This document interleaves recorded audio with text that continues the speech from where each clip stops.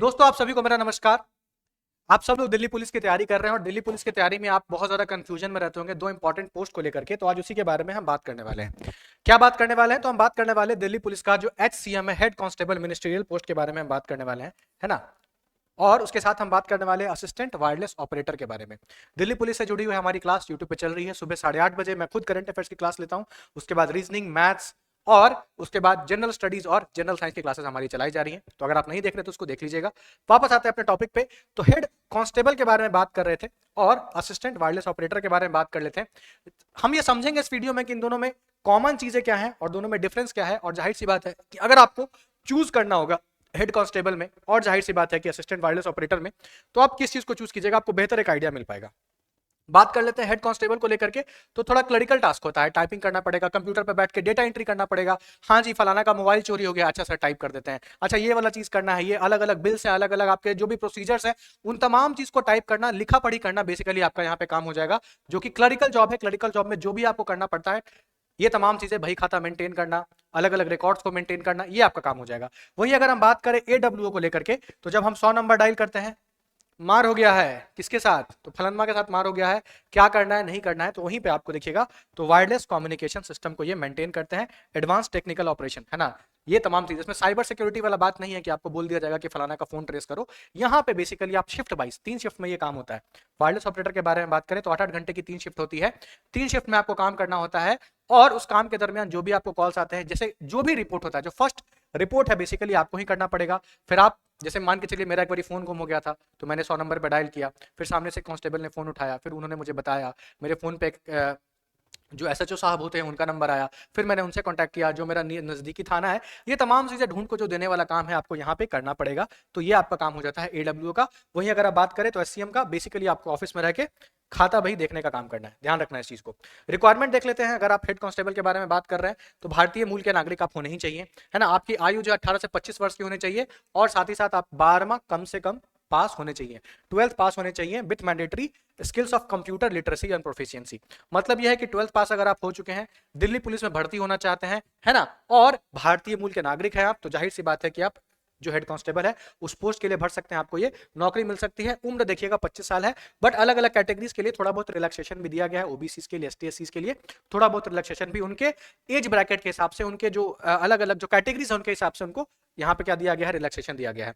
AWO के बारे में बात करें तो अगेन आपको भारतीय सिटीजन होना पड़ेगा, 18 से 27 साल आपकी उम्र होनी चाहिए, 12 में आपको पास होना चाहिए। लेकिन आपको यहाँ पे ध्यान रखना चाहिए आपका बैकग्राउंड थोड़ा सा टेक्निकल होना चाहिए, साइंस बेस्ड बैकग्राउंड आपका होना चाहिए। यहाँ पे क्या होना चाहिए, साइंस बेस्ड जो है आपका थोड़ा बहुत बैकग्राउंड होना चाहिए, टेक्निकल स्किल आपके पास होना चाहिए। यहाँ पे आपको ये बताया जा रहा है, ठीक है, क्योंकि टेक्नोलॉजी बेस्ड आपका काम होने वाला है। डेली रिस्पॉन्सिबिलिटीज के बारे में बात कीजिए, ऑफिस में बैठिएगा तो आपको क्या काम मिलेगा, आपको क्या काम करना पड़ेगा, क्योंकि ये काम ही है जिसको करने के लिए आप जाएंगे, आपका मन लगना चाहिए। तो समझ लेते हैं कि क्या काम करना पड़ेगा।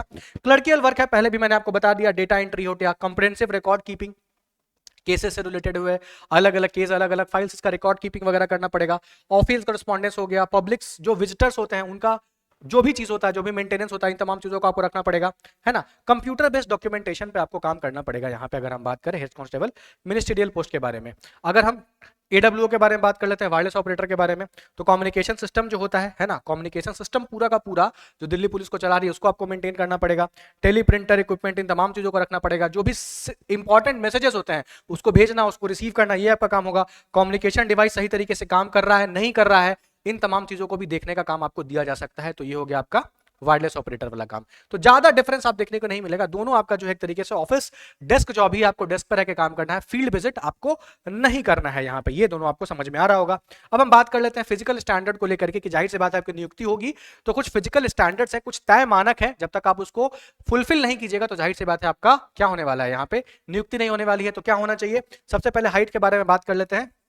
165 सेंटीमीटर, कुछ सर्टेन कैटेगरीज के लिए 5 सेंटीमीटर की छूट दी गई है, तो 160 सेंटीमीटर पे भी काम चल जाएगा। चेस्ट जो है आपका, है ना, 78 से 82 सेंटीमीटर होना चाहिए और 4 सेंटीमीटर मतलब एक्सपेंशन, जब वो फूल जाता है तो 4 सेंटीमीटर एक्सपेंशन कैपेसिटी भी होना चाहिए। उसके बाद आप देखिएगा तो 1600 मीटर का टेस्ट होता है, लॉन्ग जंप होता है, हाई जंप होता है, ये जो फिजिकल टेस्ट है नॉर्मल वो होंगे ही आपके। वहीं AWO के बारे में बात करें तो अगेन यहाँ पे हाइट 170 मीटर के आसपास है, 5 सेंटीमीटर के आसपास आपको रिलैक्सेशन भी दिया गया है अलग अलग कैंडिडेट के हिसाब से। यहाँ भी आपको रेस लगाना पड़ेगा। चेस्ट के लिए लगभग लगभग सेम चीज है, 81 से 85 सेंटीमीटर, 4 सेंटीमीटर एक्सपेंशन होना चाहिए और बाकी वही सेम फिजिकल स्टैंडर्ड आपको थोड़ा बहुत भाग दौड़ जो है वो कराया जाएगा ही जाएगा, ठीक है। बेसिकली हम यहाँ पे बात क्या कर रहे थे, जॉब प्रोफाइल को लेकर के बात कर रहे थे।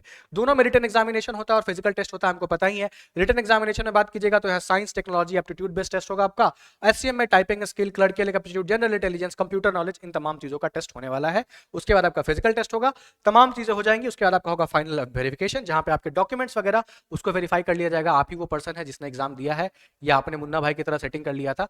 इन तमाम चीजों को चेक कर लिया जाएगा। अगर आप ही हैं वो मुन्ना भाई जिसने एग्जाम भी दिया, एग्जाम क्लियर भी किया, सब कुछ कर लिया, तो आपको यहाँ पे जॉब मिल जाएगी।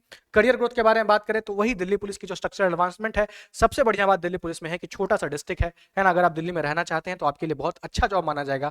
बाकी अगर किसी अन्य स्टेट में आप पुलिस की जॉब करते हैं तो हो सकता है आपका घर पटना में हो और आप बेतिया में आपका ट्रांसफर हो जाए, बट दिल्ली में ज्यादा नहीं, 6-7 ही आपके अलग अलग डिस्ट्रिक्ट में उसको डिवाइड कर दिया गया है। सो बहुत कॉम्पिटिशन भी आसान है, तो दिल्ली पुलिस के लिहाज से बहुत अच्छा चीज है। स्ट्रक्चरल एडवांसमेंट आपको मिलेगा, लीडरशिप प्रोग्रेशन मिलेगा और स्पेशलाइज एडवांटेज तो मिलता ही रहता है, जाहिर सी बात है। जितने टाइम आप सर्विस में रहेंगे आपको ये तमाम चीजें मिलने वाली है वहां पे, ठीक है। तो रियल वर्ल्ड इंपैक्ट के बारे में बात कर लेते हैं, एससीएम कम्युनिटी इंपैक्ट के बारे में बात कर लेते हैं। तो पुलिस व्यवस्था स्मूथ तरीके से डेटा कीपिंग रख सके, जो भी उनके पास केसेस आ रहे हैं उनका सही तरीके से फाइलों का प्रबंधन रख सके, टाइमली डॉक्यूमेंटेशन हो सके, है ना। कई बार फाइल ही नहीं मिलता, उसका डॉक्यूमेंटेशन नहीं हो पाता है तो केसेस अटक जाती हैं, यहाँ पे आप वो करेंगे। और एडब्ल्यूए में जो रियल वर्ल्ड आप देखिएगा, seamless technology transfer, seamless communication transfer, सही तरीके से जो वार्तालाप है, सही तरीके से जो मैसेज है वो एक जगह से दूसरी जगह पहुंच पाए, ये काम किसका होगा, वो एडब्ल्यूओ का होने वाला है। ऑपरेशनल क्रिटिकल रोल के बारे में हम आपको बता रहे थे। तो ये बेसिक डिफरेंस है एडब्ल्यूओ और हेड कांस्टेबल मिनिस्ट्रियल के बारे में हम बात कर रहे थे। आशा करते हैं कि जानकारी आपको अच्छी लगी होगी। ये जानकारी अच्छी लगी होगी तो सबसे पहले आपको क्या करना है, इस चैनल को सब्सक्राइब करना है। सब्सक्राइब करने के साथ बेल आइकन को भी दबा लेना है। और तैयारी अगर कर रहे हैं जीत की, सिलेक्शन की, तो हमारे सुबह से 8:30 बजे हमारी जो क्लास स्टार्ट होती है, दोपहर के 1-2 बजे तक चलती है, उसको देखना मत भूलिएगा। मेरा नाम है शुभम गुप्ता और वीडियो के अंत तक बने रहने के लिए आप सभी का बहुत बहुत धन्यवाद।